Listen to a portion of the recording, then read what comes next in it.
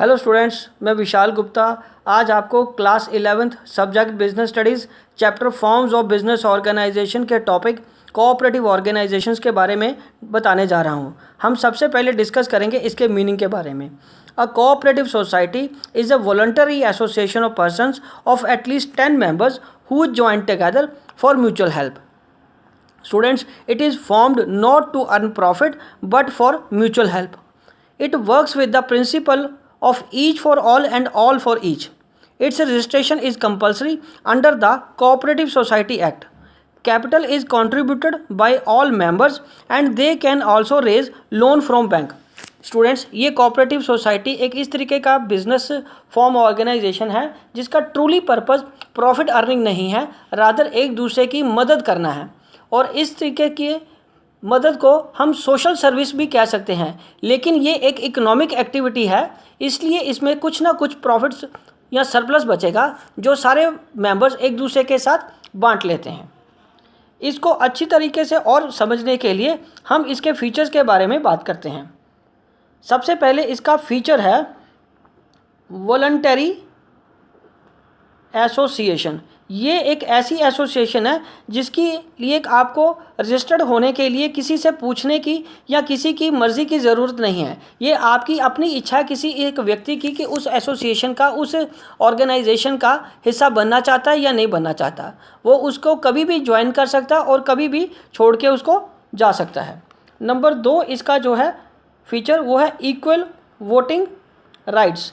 Equal voting rights का मतलब ये है कि हर एक व्यक्ति का, इर्रिस्पेक्टिव कि उसने कितना पैसा कैपिटल में लगाया है, इस फॉर्म ऑफ बिजनेस ऑर्गेनाइजेशन को रजिस्टर्ड कराने के लिए सभी मेंबर्स के पास इक्वल राइट है इसके एक्टिविटीज़ या इसके मैनेजमेंट में वोट डालने का। सबके पास इक्वल वोटिंग राइट्स हैं।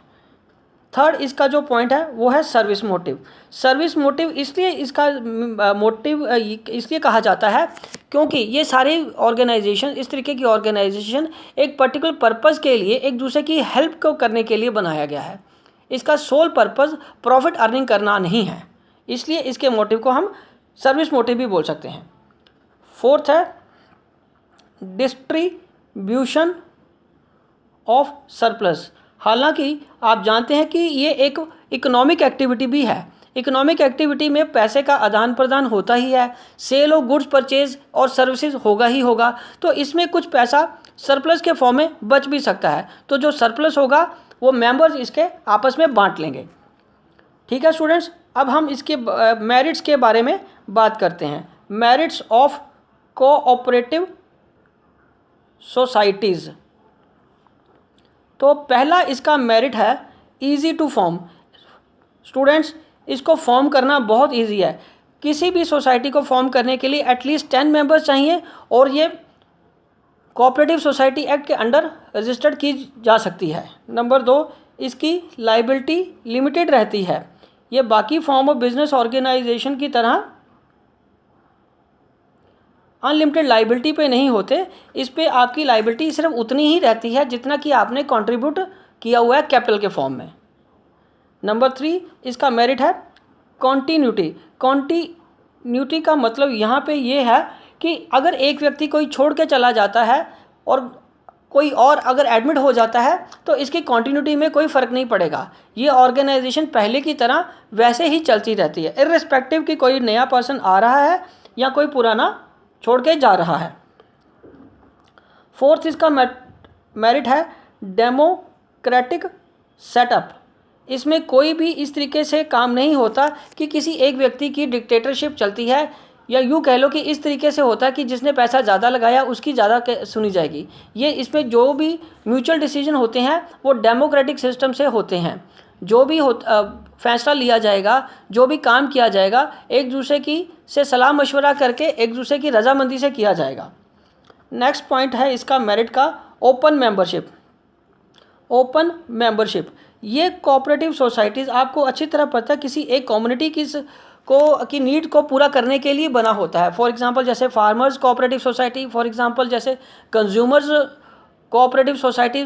तो कोई भी मेंबर, कोई भी फार्मर है तो फार्मर कोऑपरेटिव सोसाइटी को इजीली ज्वाइन कर सकता है। कोई भी अगर कंज्यूमर है तो वो कंज्यूमर ऑर्गेनाइजेशन को इजीली ज्वाइन कर सकता है। सो इसका ये ओपन मेंबरशिप है, इसमें कोई किसी को रोक नहीं सकता उसका मेंबर बनने के लिए यदि वो एक पर्टिकुलर एलिजिबिलिटी क्राइटेरिया पूरा कर रहा है। उसके बाद 6 इसका पॉइंट है स्टेट पैट्रोनेज। स्टेट पैट्रोनेज का यहाँ मतलब ये है कि इस तरीके की ऑर्गेनाइजेशन को सरकार से मदद मिलती रहती है, सरकार का संरक्षण मिलता रहता है, बिकॉज ये उनके पास रजिस्टर्ड होती है, सरकार के पास इसको रजिस्टर्ड कराना ज़रूरी है। तो अगर इनका कॉज सोशल सर्विस है और बेटर कम्युनिटी की सर्विस प्रोवाइड करना है तो सरकार इनको एड या ग्रांट के रूप में हेल्प भी करती है। और उसके बाद ये 7th है सोशल यूटिलिटी। सोशल यूटिलिटी का मतलब ये है कि इस तरीके की ऑर्गेनाइजेशन सोसाइटी की हेल्प करती हैं इक्वलिटी लाने के लिए, समाज के या इकॉनमी में जो पिछड़ा हुआ वर्ग है उसको आगे लाने के लिए या उसको समान दर्जा दिलाने के लिए, सबके बराबर लाने के लिए ये सर्विस प्रोवाइड करती हैं और समाज के काम आती हैं ऐसी सोसाइटीज़। तो इसके बाद हम डिस्कस करेंगे स्टूडेंट्स इसके डीमेरिट्स के बारे में। इसके डीमेरिट्स ऑफ कोऑपरेटिव सोसाइटीज़। तो सबसे पहले इसका डीमेरिट है लिमिटेड कैपिटल। फ्रेंड्स, ये कोई इतनी बड़ी संस्था या इतनी बड़ी बिजनेस ऑर्गेनाइजेशन नहीं है जिसमें करोड़ों अरबों रुपए की कैपिटल आ सकती है। तो हर मेंबर के पास एक लिमिटेड अमाउंट होता है जो वो कंट्रीब्यूट करते हैं, तो इसलिए इसकी कैपिटल लिमिटेड ही रहती है, depending upon the number of members they are having inefficient management. Generally ये देखा गया है स्टूडेंट्स कि इस तरीके की ऑर्गेनाइजेशन में जो मेंबर्स या जो इसको चलाने वाले कमेटी मेंबर्स होते हैं वो ज़्यादातर रिटायर्ड पर्सन्स होते हैं या ऐसे लोग होते हैं जो वॉलंटरली अपनी सेवाएं दे रहे हैं, क्योंकि उनको सैलरी के रूप में कुछ ज़्यादा नहीं मिलता, तो इसलिए वो उनका काम या उनका स्टाइल ऑफ वर्किंग इनएफिशिएंट रहता है, वो ज़्यादा कंट्रीब्यूट या ज़्यादा एफिशिएंट नहीं हो पाता। उसके बाद कन्फ्लिक्ट अमंग द मेंबर्स। कई बार क्या होता है कोऑपरेटिव सोसाइटीज़ में जब नंबर ऑफ़ मेंबर्स ज़्यादा हो जाते हैं तो ये इसके अंदर ग्रुप बन जाता है, वो हर ग्रुप दूसरे ग्रुप के ऊपर डोमिनेट करने की कोशिश करता है, जिसकी वजह से मेंबर्स में कन्फ्लिक्ट पैदा हो जाते हैं। हर ग्रुप अपनी मर्ज़ी चलवाने की कोशिश करता है और वो फिर मेन पर्पस से हट जाते हैं। ये इसका बहुत बड़ा ड्रॉबैक है। उसके बाद excessive government control. Excessive government control का मतलब ये है, क्योंकि जैसे आप जानते हैं कि इसको रजिस्टर्ड कराना कंपलसरी है, तो इसके लिए कई बार सरकार पैसा भी देती है ग्रांट या एड के फॉर्म में। तो जिस इंस्टीट्यूशन को या जिस बिजनेस ऑर्गेनाइजेशन को सरकार पैसा दे रही है, ग्रांट दे रही है, तो वहाँ उसका कंट्रोल भी रहता है। तो उसको नियंत्रण करने के लिए सरकार जिस तरीके के रूल्स एंड रेगुलेशंस बनाएंगे, इस तरीके की सोसाइटीज़ को उसको फॉलो करना पड़ता है और उसकी सारी बातों को मानना पड़ता है। तो ये थे स्टूडेंट्स इसके डीमेरिट्स। अब हम कोऑपरेटिव सोसाइटीज़ के आगे टाइप्स की बात करते हैं। टाइप्स ऑफ कोऑपरेटिव सोसाइटीज़ कह लो या ऑर्गेनाइजेशंस कह लो।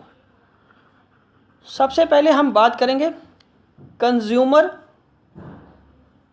कोऑपरेटिव सोसाइटीज़ या ऑर्गेनाइजेशंस। कंज्यूमर ऑर्गेनाइजेशंस जो हैं उसमें क्या होता है, ये this is formed by consumers to eliminate middleman, ताकि कंज्यूमर को सामान सस्ता और इजीली मिल सके। तो इसका ये एक मेन मकसद होता है ताकि एलिमिनेट किया जा सके मिडलमैन को। बिकॉज किस वजह से, to ensure steady regular supply. Steady को हम रेगुलर भी बोल सकते हैं, regular supply of essential goods provide करने के लिए, to supply goods at reasonable prices. तो इस मेन मकसद के लिए कंज्यूमर ऑर्गेनाइजेशंस का फॉर्मेशन होता है। दूसरी कोऑपरेटिव सोसाइटी जिसके बारे में हम बात करने जा रहे हैं वो है मार्केटिंग। पहला था कंज्यूमर, अब दूसरा है मार्केटिंग कोऑपरेटिव ऑर्गेनाइजेशंस। तो इसका फॉर्मेशन क्यों होता है? कंज्यूमर जो होते हैं, इसमें कंज्यूमर की जगह जो इसके मेंबर्स हैं वो small producers form these types of organizations so that they can find a collectively bigger market for themselves.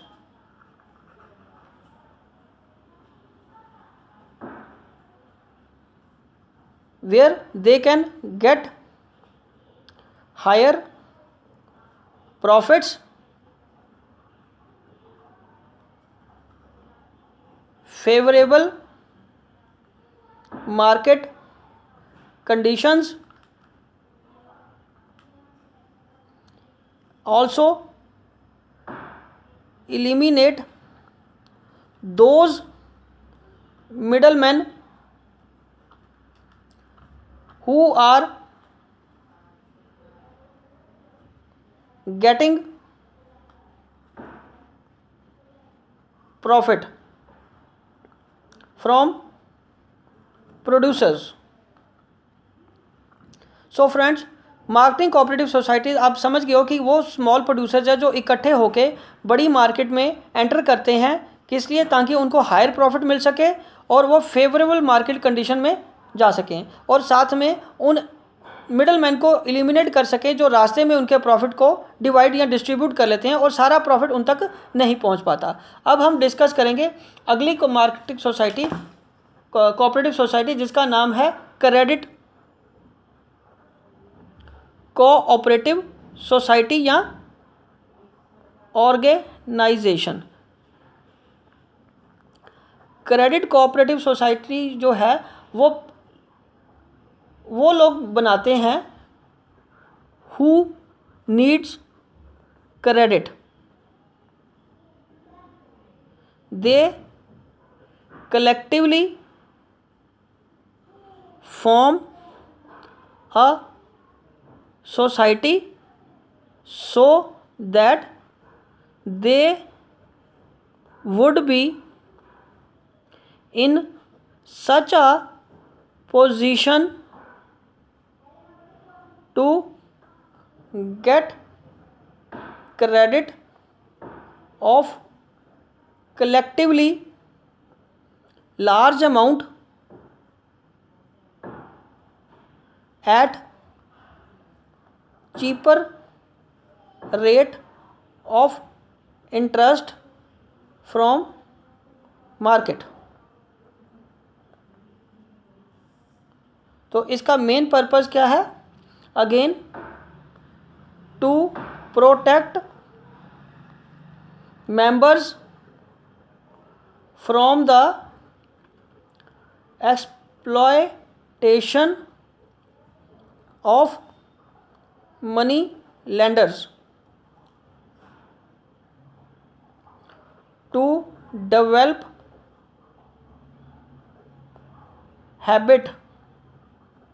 the habit of saving among the members। उसके बाद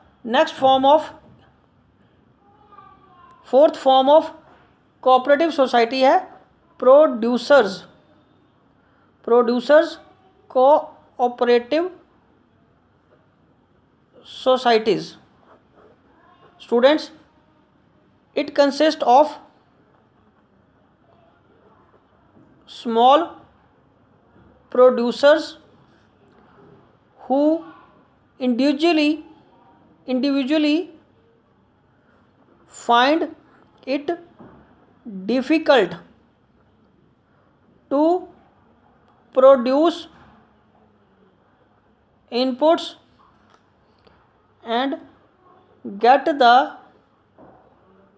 machinery and latest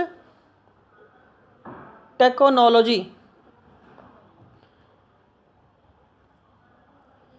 इसका मेन ऑब्जेक्टिव है to get inputs at reasonable prices. उसके बाद इसका दूसरा है objective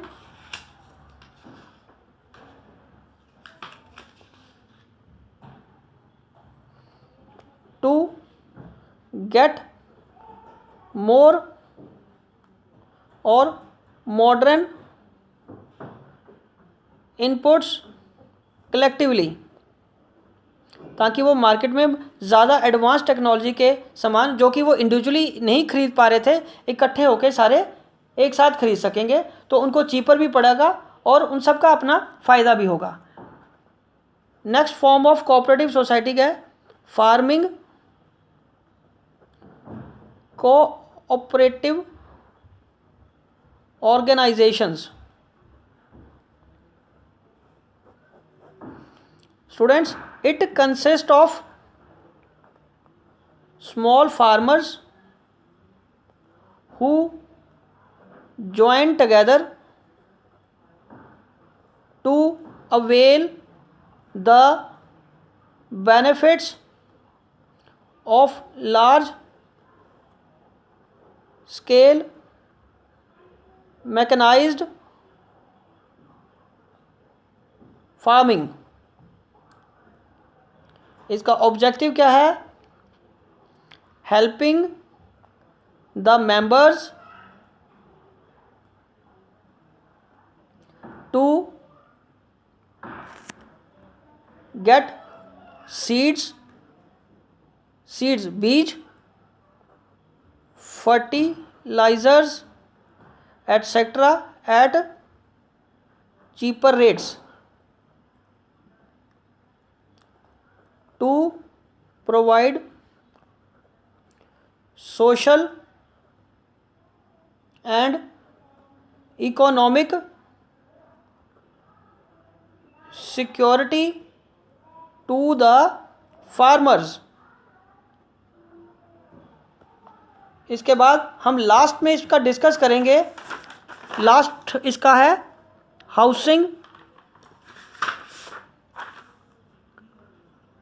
housing cooperative societies. ये फ्रेंड्स, ये कौन बनाता है? These are formed by members who collectively purchase land, construction material from market at cheaper rates to make their flats, homes or their buildings। तो इसका पहला ऑब्जेक्टिव क्या है? To provide accommodation to members at reasonable rates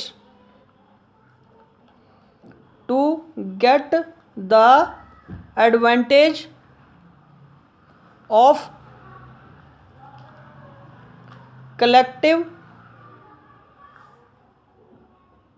purchasing of land and other construction material. तो इसी के साथ students ये टॉपिक हमारा कंप्लीट होता है। आई होप कि आपको अच्छी तरह समझ आ गया होगा। नेक्स्ट वीडियो में हम डिस्कस करेंगे जॉइंट स्टॉक कंपनीज के बारे में। Thank you.